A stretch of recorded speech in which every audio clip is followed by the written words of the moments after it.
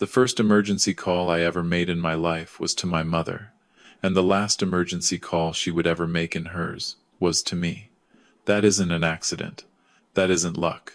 That's what a bond looks like when it's been built brick by brick for 54 years, one quiet, unglamorous act of love at a time. Margaret O'Sullivan was not a complicated woman. She never tried to be. She was the kind of mother who hauled her own folding chair to every single pee-wee football game I played in the freezing Boston drizzle. The kind who packed peanut butter sandwiches into brown paper bags until I was 15 and too proud to admit I still wanted her to. The kind who stayed awake every single time I stumbled in past midnight, not to lecture me, not to scold, but because she physically couldn't close her eyes until she heard the front door click and knew her son was under her roof again. That was her. That was always her, from the first memory I had to the last. Love in her house was never a word people threw around at the dinner table. It was an action, quiet, daily, performed without applause, without ever keeping score. When my father died 12 years ago, on a Tuesday morning in early November, one of those Boston mornings, where the sky looks like wet cement and the harbor smells like rust and cold salt, she didn't collapse. She didn't sob in public. She grieved the way she did everything else in her life, with her spine straight and her voice steady. She sold the second car to pay the funeral expenses and didn't bother to tell me until it was already done and the check had cleared. She ran that little house on Beacon Street on a fixed Social Security income, and somehow, impossibly, she still managed to put a hot Sunday supper on the table for any neighbor, any cousin, any grieving widow who happened to wander in. Not once in 12 years did she pick up that phone and say she was struggling. Not once did she ask me for a single dollar. Not a ride, not a grocery run, nothing. So you have to understand, when Margaret O'Sullivan called me at 7:41 on a Wednesday morning in January and whispered that her chest felt wrong, I didn't pause. I didn't calculate the traffic. I didn't weigh my schedule against hers. Because 54 years of that woman's love doesn't produce a son who hesitates. It produces a son who moves. Instantly. No conditions. No questions. What 54 years of love does not prepare you for is the person standing between you and the front door. Hold on a second before we go any further. My name is Daniel O'Sullivan. I'm 53 years old. I coach youth hockey on Saturday mornings at the community rink in Dorchester, and for the last 11 years, I have been the kind of husband who genuinely believed that keeping the peace was the same thing as actually having peace in his home. I was wrong about that. It took me way too long to figure it out, but I got there in the end, and that's what this story is about. And listen, if you're hearing this from somewhere in the world right now, drop a comment and tell me where you're watching from. Hit the like button. Subscribe if you haven't yet. This is going to be a ride, I promise you that. Now let me back up to that Wednesday. It was January 15th, 7:41 in the morning. I remember the exact minute because I was standing in my kitchen on Commonwealth Avenue, staring at the coffee maker, watching the drip come out slow and lazy, like even the coffee knew it wasn't ready for whatever the day had planned. My phone lit up on the granite countertop. Mom. I picked up on the second ring the way I always did. Danny. Her voice came through thin. Papery thin. Not her voice. Margaret O'Sullivan did not do thin voices. This was a woman who had survived a husband dying, a 2008 market crash that wiped out half their savings, and a full hip replacement surgery without ever once asking for a ride or a meal or a shoulder. Ma, you okay? I didn't want to bother you, honey. And there it was. 83 years old, chest pains happening inside her body, and still apologizing for existing on somebody else's time. How bad is it, Ma? Just tight, she whispered. And my left arm. It keeps going kind of numb. Silence. Ma. I'm probably being silly. Ma, stop. I'm coming right now. I hung up. I stood frozen in that kitchen for exactly 3 seconds. 3. And in those 3 seconds, a checklist ran through my head like a freight train. My truck, my 2018 Ford F-150, was sitting 12 miles away at Mahoney's garage on Dorchester Avenue. Transmission work. They'd called Tuesday evening and said it wouldn't be ready until Friday at the earliest. Okay. Think, Danny. Think. My wife's car. Laura's silver Lexus RX, sitting plump and polished in the driveway. Full tank of premium gas. She had filled it Monday evening on her way home from Pilates. And Laura herself? She was upstairs. I could hear the shower running. That famous 40-minute shower she took every single morning like she was a movie star, getting ready for the red carpet. And right here I want to pause for a second, because this is the moment that everything in my life hinged on. Right here. If you've ever had one of those moments where you can feel a hinge turning in real time but you don't know which direction it's swinging yet, you know exactly what I'm talking about. I walked to the bottom of the stairs. Laura. The water kept running. Laura. The shower cut off. A long, heavy silence. What? And it wasn't the what of concern. It was the what of annoyance. The what of this better be important. I need to borrow your car. My mother's having chest pains. Numbness in her left arm. I need to drive her to Mass General. I'll be back in a few hours. Nothing. Not the silence of someone thinking. The silence of someone who had already decided, and was just picking her words. She appeared at the top of the stairs 30 seconds later. Towel wrapped around her head, white bathrobe knotted at the waist, face completely, coldly composed. Danny, I can't today. Laura, Ma is having chest pains. Her left arm is numb. I heard you, she said. She leaned against the doorframe and folded her arms like she was about to negotiate a real estate deal. Call an ambulance, Danny. She doesn't like ambulances, you know that. She had a bad experience when Dad. Then call somebody else. She was already half turning back toward the bedroom. I have that dinner tonight with Pamela and the book club girls, and I have a full calendar today. I'm not going to spend my entire day stuck in some ER waiting room. And I stood there, completely still, my hands still resting on the banister. And let me just stop right here and say something. If you're listening to this, and something inside your chest is getting tight, if you're remembering a moment when somebody you loved looked at you and made it clear that you were asking for too much, that your pain or your family's pain was an inconvenience on their schedule, you are not alone. A lot of us have lived a version of this exact moment. I know how it feels. It's like the floor tilts 2 degrees and suddenly you realize the house you've been living in isn't the house you thought it was. Laura. My voice came out softer than I expected. Her left arm is going numb, Laura. She stopped halfway through the door, turned, and she looked at me with an expression I will remember in full, vivid color on the day I die. Not worry, not even guilt. Inconvenience, pure and simple inconvenience. She's your mother, Danny, she's not mine. And then a pause that felt like a cliff. Figure it out, figure it out. She closed the bedroom door behind her. It didn't slam. That was somehow worse. A slam would have meant emotion. A slam would have meant she cared enough to be angry. She just clicked the door shut gently, like I had told her we were out of paper towels. Like my 83-year-old mother's left arm going cold and dead was a minor logistical headache she didn't have space for in her calendar. I stood at the bottom of those stairs for one more second. Just one. And then I pulled my phone out of my pocket. Frank Russo. 4 houses down on Commonwealth Avenue. Retired Boston firefighter. 69 years old. Drove this beat-up but spotless 2010 Toyota Camry that he washed every Saturday morning like it was his baby. Frank was the kind of guy who still answered the phone by saying, "This is Frank," in a voice like a radio announcer.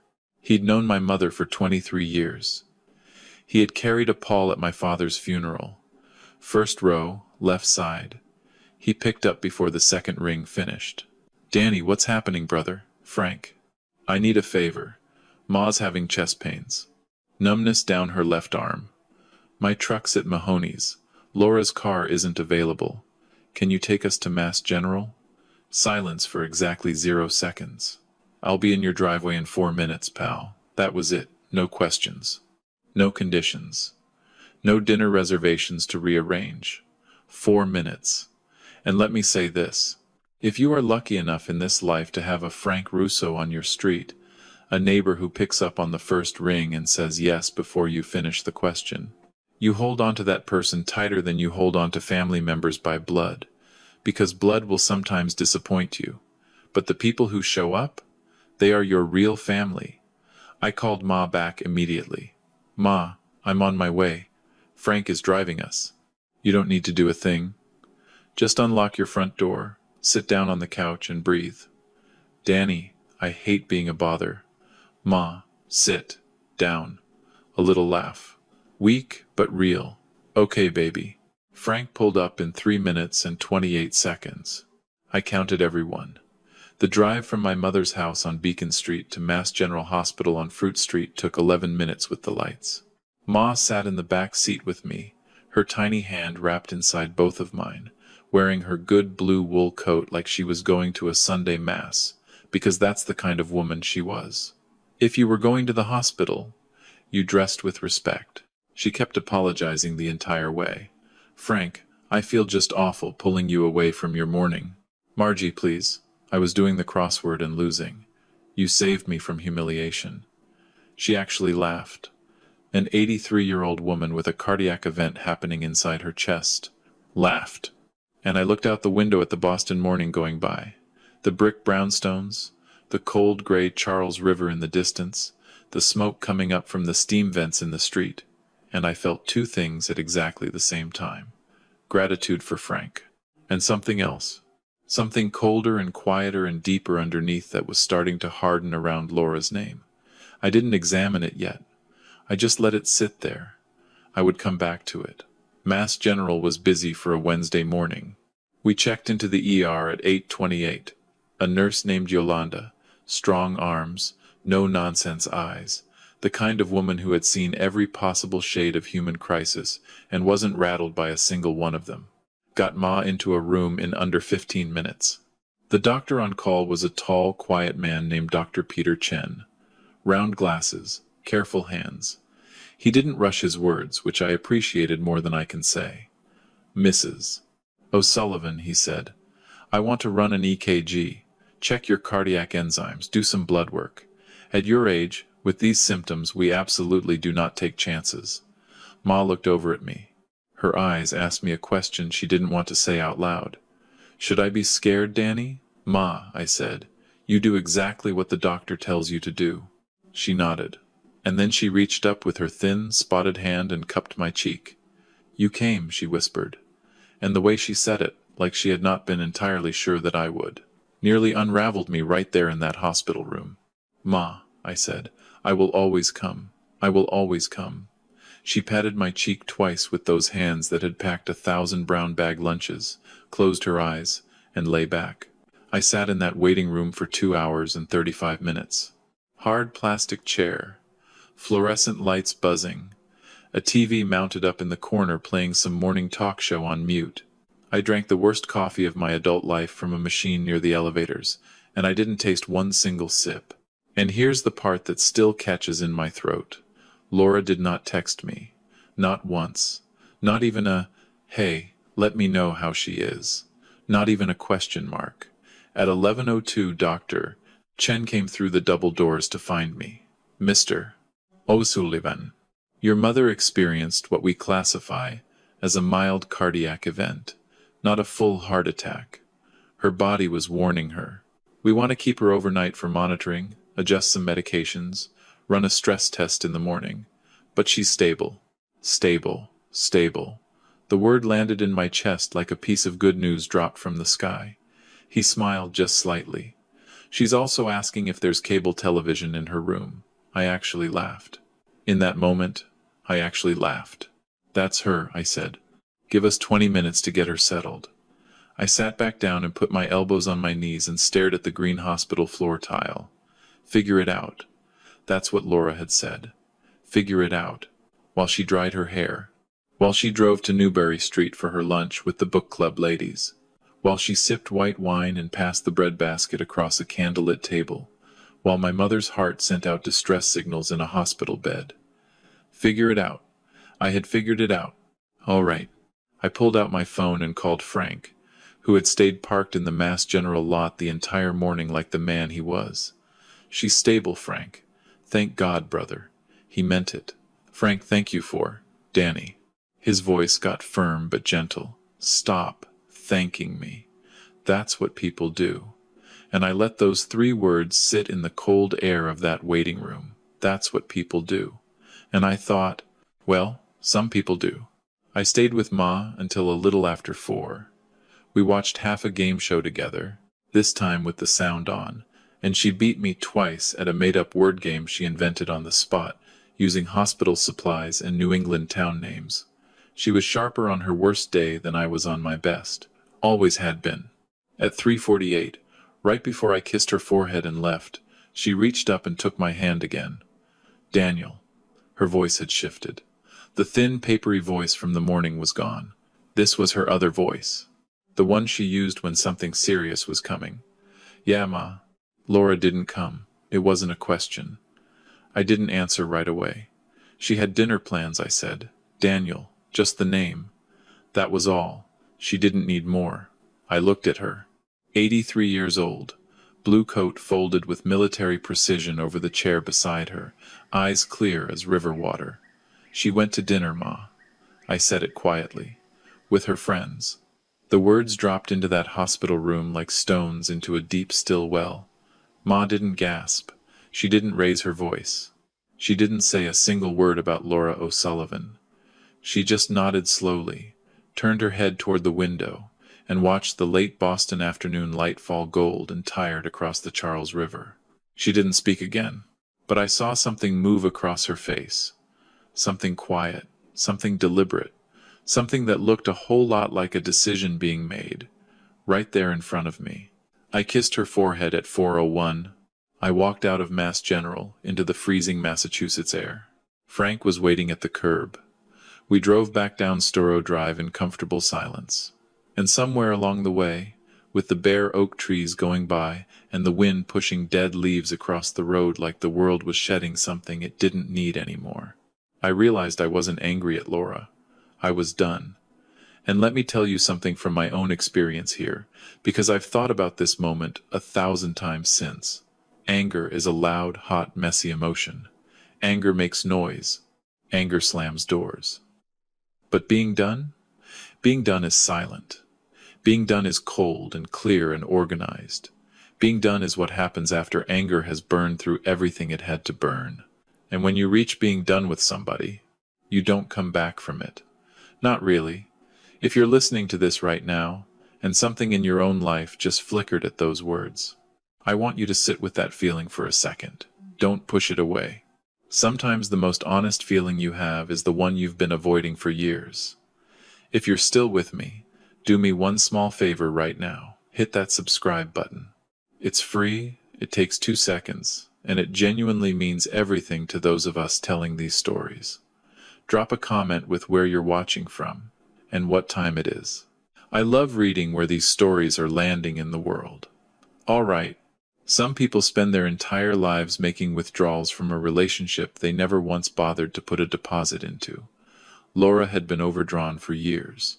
Thursday morning, January 16th. 6:57 in the morning. I woke up before the alarm. And when you wake up before the alarm, you know something is sitting on your chest that sleep couldn't shift. I lay there on my side of the mattress. The left side, always the left. 11 years of marriage. And I still slept like I was leaving space for somebody who had never actually arrived. I stared at the ceiling. Laura was still asleep next to me. Hair spread out across her pillow, breathing deep and untroubled, one hand tucked under her chin, completely at peace. The woman could sleep through a hurricane. I got up quietly, went downstairs, made coffee. Yes, with the loud grinder. And no, I didn't feel one flicker of guilt about the noise. She chose dinner with Pamela over my mother's numb left arm. She could survive a little coffee grinder. I sat at the kitchen table and watched the gray Boston morning push itself through the window over the sink. My phone was face down on the table. I flipped it over. No missed calls from Mass General. No news was good news. At 7 in the morning I thought about Ma, about the way she had looked in that hospital bed, so small against the pillow. Her good blue coat folded up on the chair like she had dressed up for the occasion of being sick, about the way she touched my face and said you came like she had genuinely not been sure. You came. 2 tiny words. 83 years of unconditional love compressed into 2 syllables. And they nearly broke me all over again, sitting there at that kitchen table with a coffee cup going cold in my hand.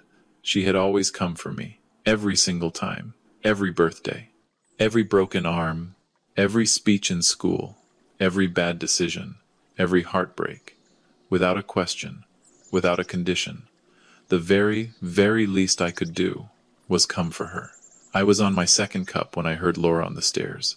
She walked into the kitchen in her robe, glanced at me, glanced at the coffee pot, glanced back at me. You made coffee, she said. Every morning for 11 years, I said. Amazing that it still surprises you. She poured herself a cup and leaned against the counter. There was a beat of silence. That specific, heavy kind of silence that only married people recognize. The kind that's waiting for somebody to bring something up. Finally, she did. How is Margaret? Margaret, not your mom, not Ma. Margaret. Like she was a co-worker Laura had met once at a Christmas party and half remembered. Stable, I said. Mild cardiac event. They're keeping her another 24 hours for observation. She repeated the word slowly, like she was tasting it. Another silence. How was dinner? I asked. She blinked. Just once. But I caught it. It was fine, she said carefully. Danny, I want you to know that yesterday was really complicated for me. Complicated. I let that sit. Your mother-in-law's heart was misfiring. And you were at a restaurant on Newbury Street eating a kale salad. But sure, Laura. Complicated. Danny, she said. And I said her name back, the way my mother had said mine in the hospital the night before. Flat. Final. Laura. She stopped. I'm not doing this right now, I said. I'm just trying to explain. I know. I rinsed my mug and set it on the drying rack. I heard you yesterday the first time, at the bottom of those stairs. I picked up my jacket off the chair. My keys. My spare truck key, because the Ford was still at Mahoney's, and I walked toward the front door. Where are you going? Laura said. To see my mother, I answered. I didn't turn around. Frank drove me again. He didn't ask a single question. He didn't push. He didn't offer an opinion. Just drove. One hand on the wheel. An old country station playing low on the radio. Hank Williams. George Jones. Music from the decade he grew up in. There is a specific kind of friendship that doesn't need to be filled with words to function. Frank and I had it. We parked at Mass General at 8:41. I'll be here when you're done, he said. Frank, you don't have to. Danny. He looked at me over the tops of his reading glasses. I'll be here. And I want you to remember something, because this is one of those pieces of life advice I wish somebody had given me at 25. Make a note of who shows up. Write it down somewhere permanent. In a journal. In your phone. Somewhere. Because the people who show up for you without being asked, without a reward, without a thank you card, those are the people you rearrange your entire life around.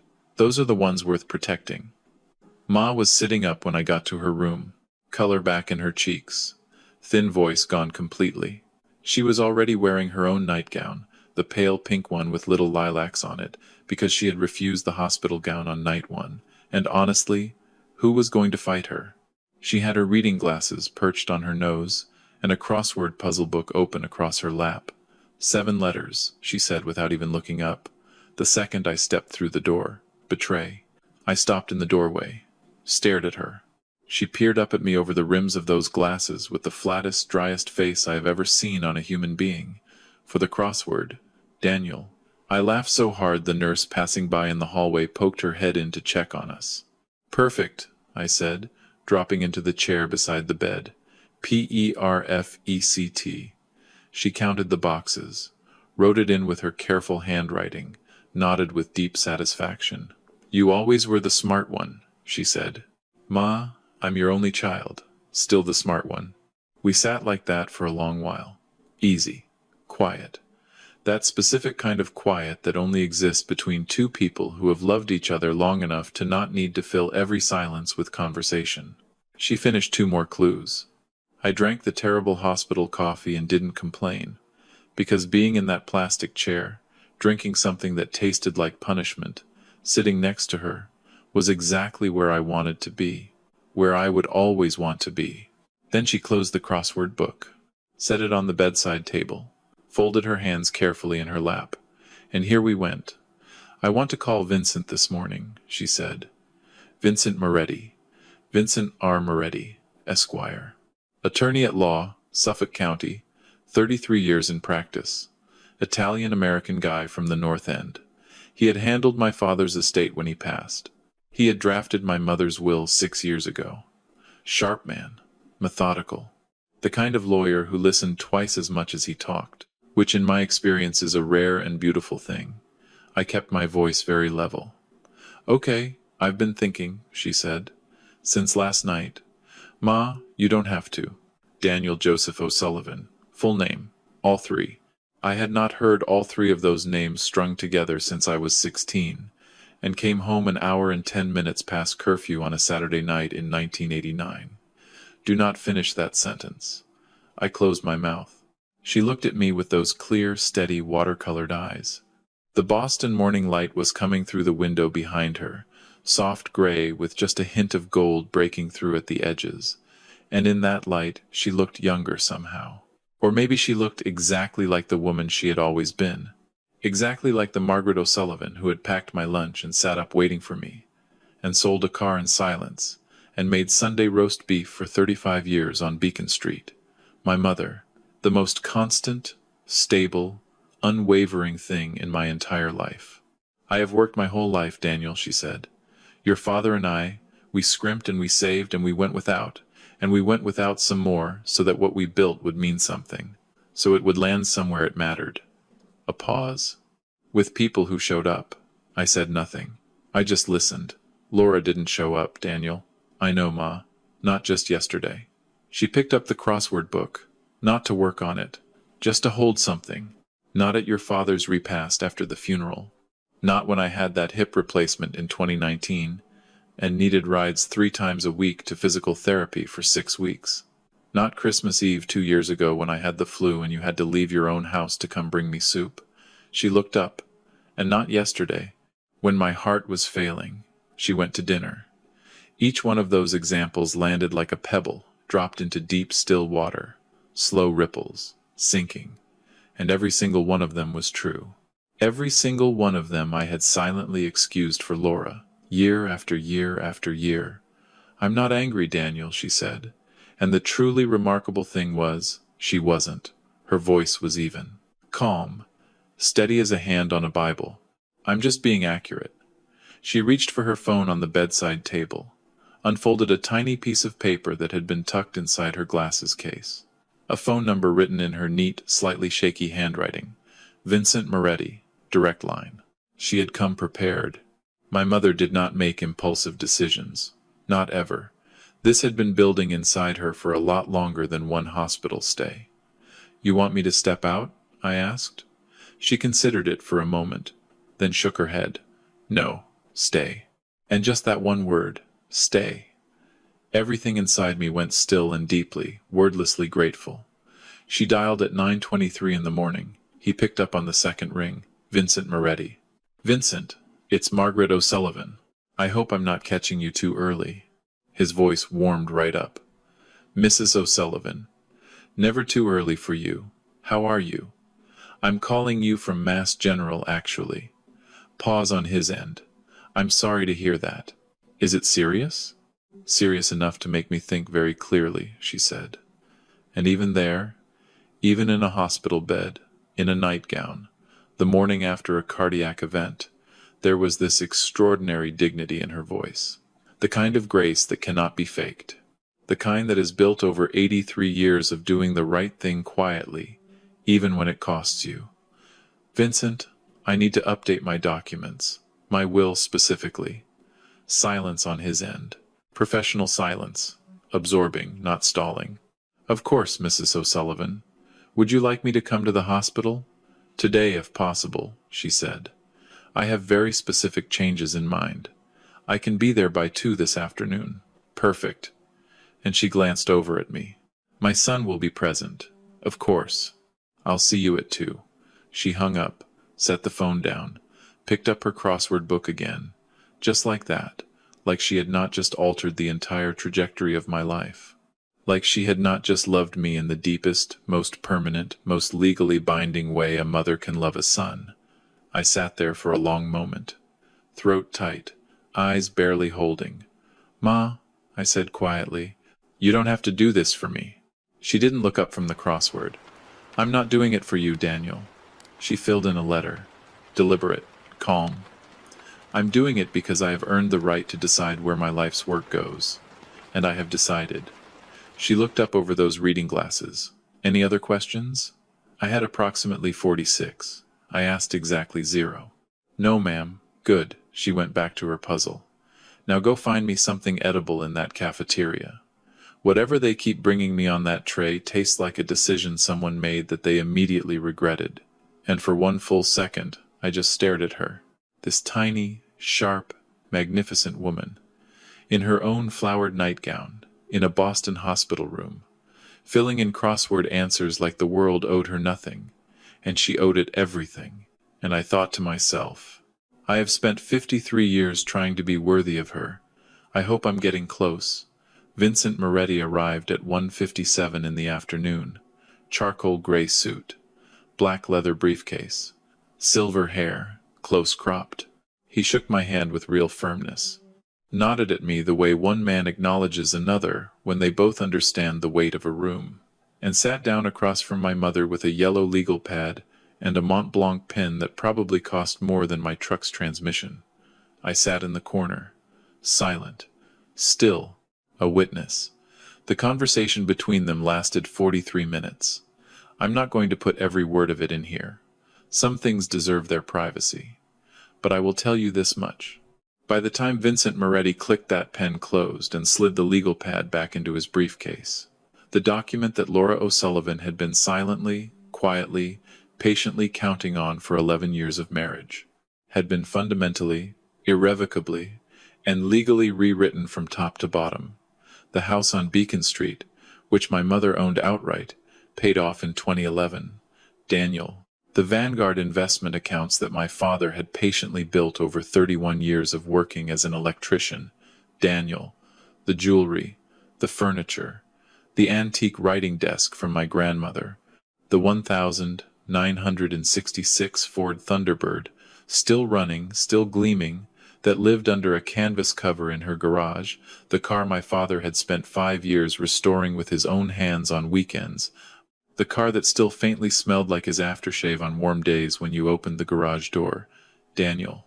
And $30,000 earmarked specifically for the Boston Animal Rescue League on Chandler Street, because Margaret O'Sullivan had volunteered there every second and fourth Saturday morning for 14 years. Because that is exactly the kind of woman she was. Laura O'Sullivan's name appeared in that document exactly 0 times. "Not my problem," she had said once. Turns out, correct. When Vincent stood to leave, he shook my hand once more at the door. "Your mother," he said quietly, looking back over his shoulder at her, already back to her crossword, already unbothered, already completely herself, is one of the sharpest people I have met in 33 years of practice. I looked over at her too. "Yeah," I said. "I know. I've always known." I left Mass General at 4:35 that afternoon. Frank was in the parking lot. He took one look at my face and didn't ask a single thing. Not searching for information, just checking that I was still upright. "Everything okay?" "Yeah," I said quietly. "Everything is exactly the way it needs to be." He nodded once. "Put the Camry in drive." We pulled out of the Mass General lot and headed back down Storrow Drive toward home. My phone was in my pocket, completely silent. Laura had not called once all day. She had no idea what had just happened. None. But she would. And now let me pause here and say something directly to you, if you're still with me.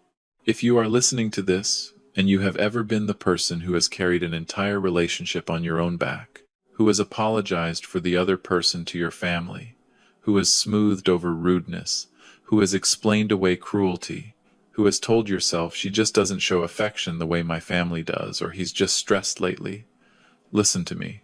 There is a specific moment in a lot of our lives when the explanations run out, when there is no more oxygen left in the excuse. And when that moment arrives, you do not have to make a decision right away.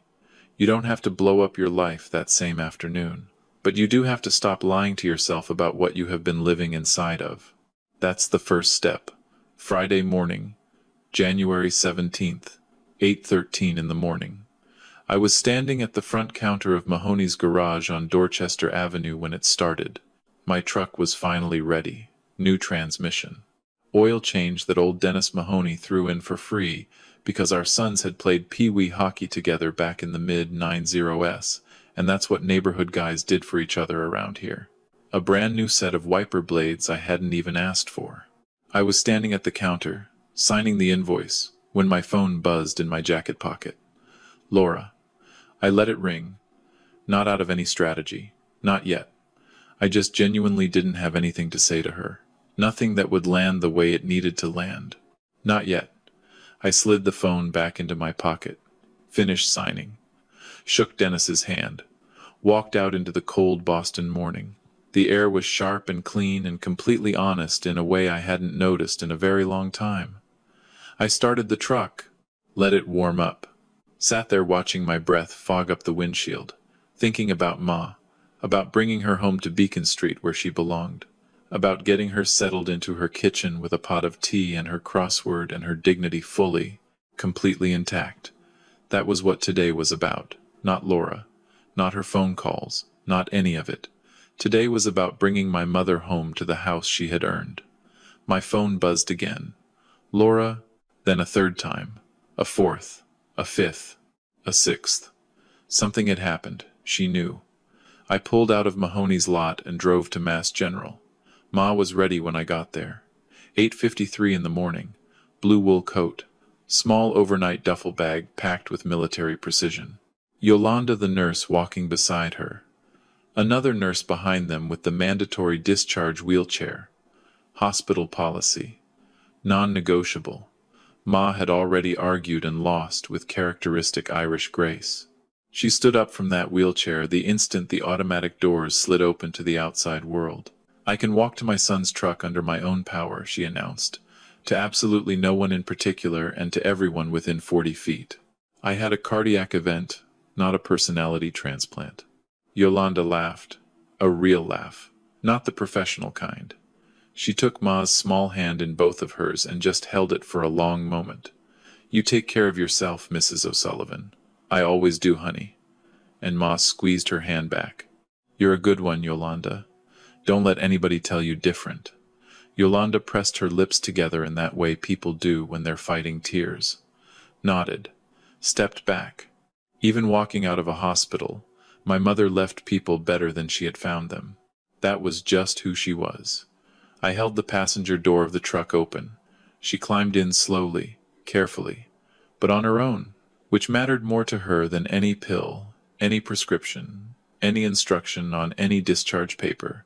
Her independence was the last territory she would ever surrender, and we both knew it completely. I closed the door, walked around, got in. She looked down at my phone, sitting face up in the center cup holder, lighting up over and over again. Laura. 14 missed calls before 9 in the morning. Ma didn't say a single word about it. She just buckled her seatbelt and smiled faintly out the passenger window, like a woman who had made a decision and was entirely at peace with it. I got her home to Beacon Street first. The white colonial with the black shutters and the wrought iron railing was sitting quiet and familiar at the end of the block.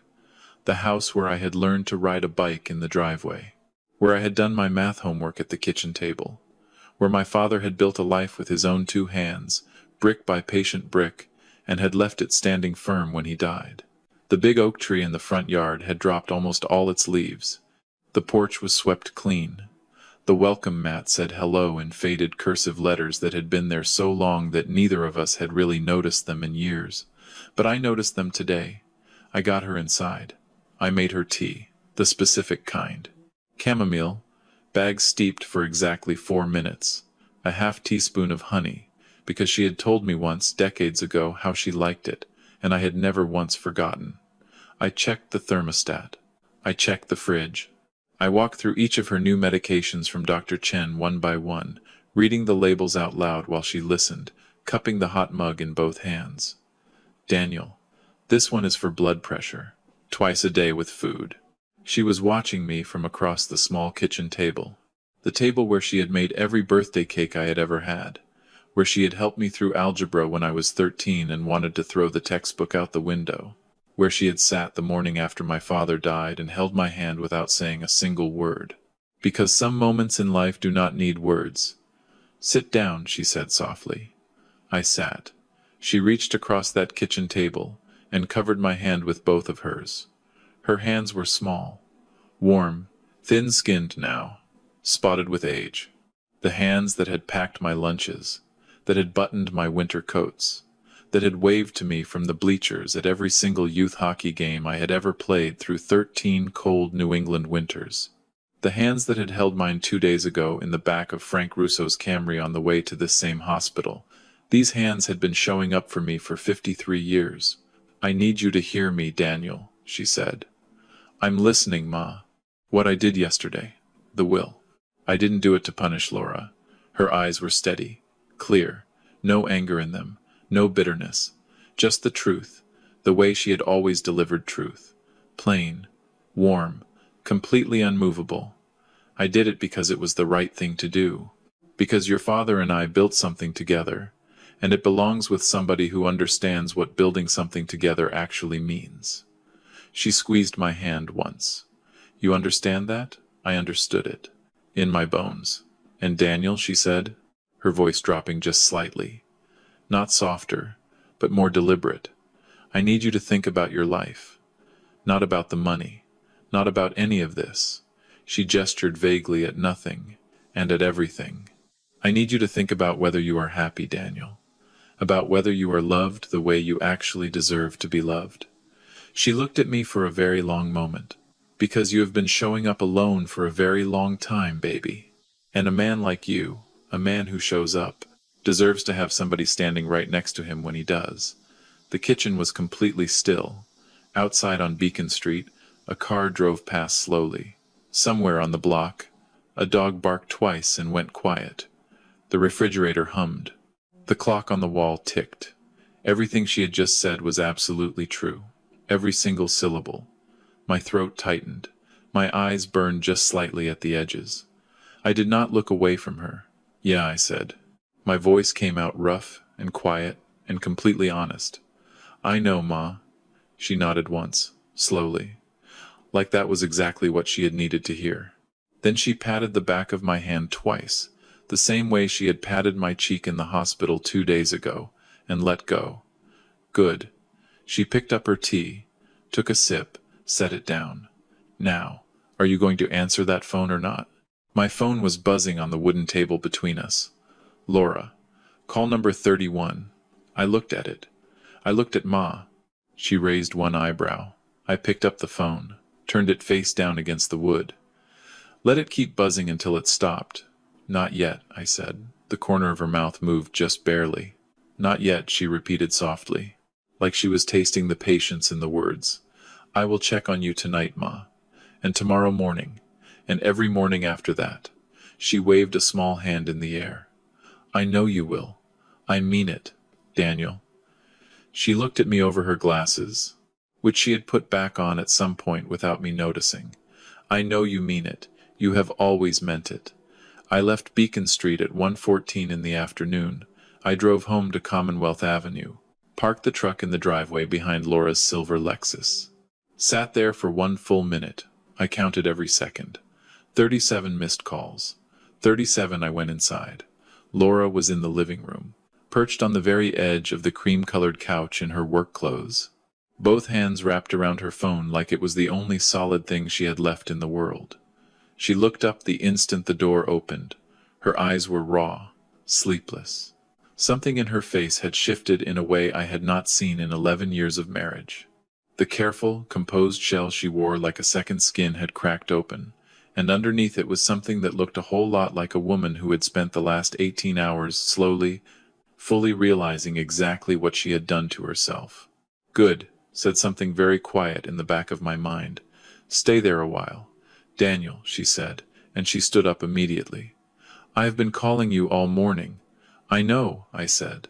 I hung my keys on the hook beside the door, and I thought for a moment about Wednesday night, about Ma lying in that narrow hospital bed with monitor wires on her chest and an IV needle in her arm, about the EKG printout Dr. Chen had showed me, about the enzyme levels, about the measured, careful way he had told me her body had been warning her, and about Laura's dinner, about the candles on the table, about the breadbasket being passed from hand to hand down a long rectangular table on Newbury Street while my mother's heart stuttered in the dark. I let all of it sit in my chest for exactly 1 second. Then I looked at my wife. Did you know? Her voice cracked on the last word. About the will, did you know she was going to? No, Laura, I said. I did not know. I turned to face her fully. I found out the same way as everyone else. She pressed her fingertips to her mouth, composed herself. When she spoke again, her voice was quieter and more controlled, but underneath it, threaded through every single word like a wire pulled too tight, was fear. Real, solid, adult fear. The kind that finally shows up when consequences catch up to choices after a lifetime of dodging them.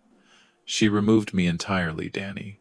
Vincent Moretti's office called my attorney to notify us the changes were filed. She took me out. Everything we were expecting, gone. Danny, do you understand what that means? Then talk to her. Her composure slipped a little further. Ask her to reconsider. Tell her it was a misunderstanding. Tell her I was on my way to the hospital. Tell her. You just what, Laura? She stopped. I took 1 step toward her. Not aggressive. Not angry. Just present. Completely. Quietly. Fully present in a way I had not been in years, because I finally had nothing left to protect. You just had dinner with Pamela and the book club, I said, while my mother was in a cardiac unit. While I was in a plastic waiting room chair under fluorescent lights drinking machine coffee that tasted like regret. A pause. While Frank Russo sat in a hospital parking lot for 3 hours because that is what people do. The color left her face slowly. Completely. Like water draining out of a glass. Margaret made her decision, I said. The same way you made yours. Clearly. Deliberately, and without asking anyone's permission first. Danny, please. She has spent 83 years showing up, I said. My voice did not rise. It didn't need to. For my father. For me. For every single person she has ever loved in her life. She has never, not one single time in 8 decades, chosen dinner over somebody who needed her. I looked at Laura for a long, quiet moment. She simply finally stopped expecting everybody else to do the same. The living room was absolutely silent. Laura looked at me, really looked at me. Maybe for the first time in a very, very long time. And I watched something move across her face. Not just fear anymore. Something deeper than fear. The specific kind of look a person gets on their face when they have finally, fully understood the exact size and shape of what they have lost. And it wasn't the money. It wasn't the house on Beacon Street. It wasn't the Thunderbird under its canvas cover in the garage. It was me. She had finally, fully understood that she had lost me. And the man standing in front of her in the living room, calm, clear-eyed, keys on the hook, heart finally at complete peace with itself, was not the same man who had stood at the bottom of those stairs on Wednesday morning still hoping she would say yes. That man was gone. He had walked out of this house in Frank Russo's Camry, and he had not come back. Her phone buzzed once in her hand. She looked down at it. My mother's name was on the screen. She looked back up at me, eyes wide, something that might have been hope flickering somewhere behind them. And I just looked back at her for exactly 1 second, and I felt it. The last thread of something I had been holding on to for 11 long years of marriage finally going slack. Not with anger, with something much quieter than that. With release.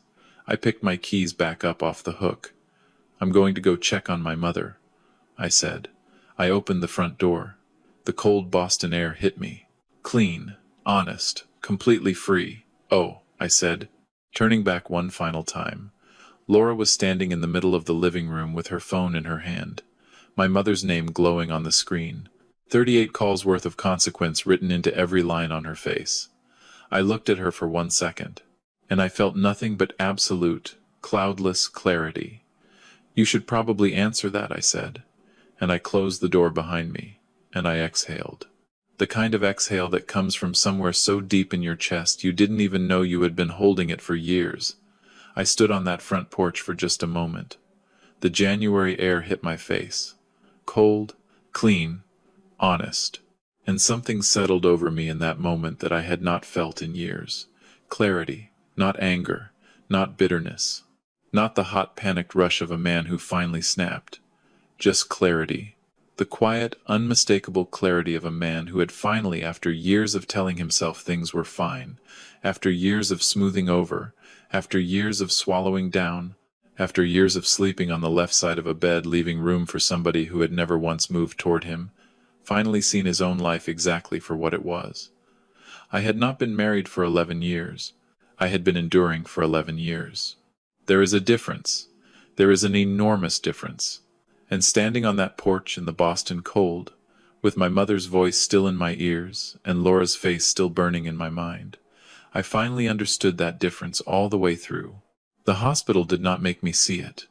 My mother lying in that hospital bed with a cardiac event while her daughter-in-law passed the breadbasket on Newbury Street, that did not plant a seed in me. It burned the whole field down and showed me exactly what had been growing there for 11 years. And here is what I want you to take away from this story, if you take anything at all. Because I've thought about it a lot. This story is not about a will. It isn't about a house on Beacon Street, or a 1,966 Thunderbird, or $30,000 earmarked for an animal shelter. This story is about the people who show up, and the people who don't, and learning, sometimes far too late, how to tell the difference. There's a lesson in here that I think applies to almost every single one of us who has ever loved somebody. This is what this teaches us. The worst mistake most of us make in long relationships is that we start grading on a curve. We start saying, well, she doesn't do this, but she does that. We start excusing the unforgivable because the alternative, which is admitting what you actually have, is too painful to face. So I want to leave you with this. Go home tonight, or tomorrow morning, and look honestly at the people in your life. Ask yourself a question. When things got hard last year, or last month, or last week, who showed up and who made excuses? Write those names down. One column and another column. Because those columns tell you everything you need to know about your real life. Here in the United States, we talk a lot about freedom and independence, but we don't talk nearly enough about elder care, about the rights and dignity that our aging parents deserve. If you have a parent who is getting older, please, take the time today to make sure they have an updated will, a healthcare proxy, a power of attorney. In most states, these are simple documents you can set up with an estate attorney in an afternoon. There are also free legal aid resources for seniors in every state through the Area Agency on Aging. Look them up. Call them. This is one of the most loving things you can do for the people who raised you. And if you are in a marriage where you are the only one showing up, I am not going to tell you to walk out today. That's not my place. But I am going to tell you what somebody wise should have told me 10 years ago. Start paying attention. Stop making excuses. Start believing what you are seeing. Now, before we wrap up, I want to hear from you, because this is where you come in. Comment number 1 if you think Daniel did the right thing by walking out that door. Comment number 2 if you think Laura deserves a chance to make things right faster than he gave her. Comment number 3 if you have ever been in a situation where a family member showed up or refused to show up in a way that changed everything for you. And right underneath that, tell me where in the world you are watching from. What city, what country, and what time it is right now on your clock. I read every single one of these comments, and I absolutely love seeing where in the world these stories are landing. It really does mean the world to me. This is a fictional story inspired by common situations many families face, but 100% rewritten by me here in Boston to be original, to avoid reused content, and to bring you something honest. If this story moved you, please hit that like button, subscribe to the channel, and tap the notification bell so you don't miss the next one. I'll see you on the next story. Take care of your people. And make sure the ones standing next to you are the ones who actually show up.